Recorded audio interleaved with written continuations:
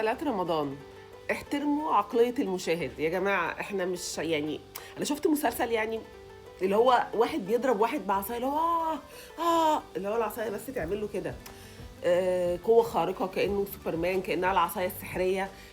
لا في ايه يعني؟ ونظام الممثلات برضو اللي بيتكلموا كيوت قوي وهادين والتون هادي لدرجة الملل. ايه يا جماعة يعني؟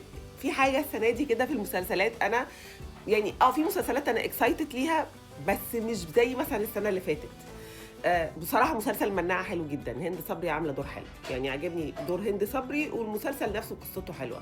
مسلسل اتنين غيرنا برضو عجبني قوي تمثيل دينا وآسر ياسين، طبعا هما الاتنين المسلسل بتاعهم لذيذ، وطول ما انا قاعدة اتفرج على المسلسل انا كده عاملة كده، يا رب بس افضل طول المسلسل مبسوطة وانا بتفرج عليه، مفيش حاجة تحصل وتعكنن علينا، مع اني طبعا متوقعة ان في حاجة هتحصل، ده كده كده بيحصل، بس مش مشكلة، هتتعالج.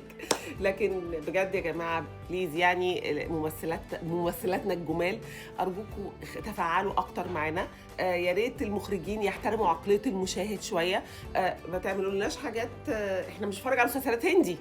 انا شايفه في مسلسل هندي بيتعرض اللي هو في بطل خارق في المسلسل، انا البطل ده بحبه جدا، يعني مش عايزه اتكلم اصلا هو مين وليه وازاي، عشان انا بجد بحب مسلسلاته، بس المسلسل ده طالع فيه اللي هو يعمل لحد بصباعه كده في ايه، في جه يعني احنا بنستنى مسلسلات رمضان عشان نبقى مبسوطين، فالسنه دي مجليه منكم شويه، فنتمنى ان لسه اكيد لسه بتصوروا، حاولوا تظبطوا الاداء عشان عقلنا مش مستحمل اللي احنا بنشوفه ده بصراحه، كفايه اللي بيحصل في الدنيا.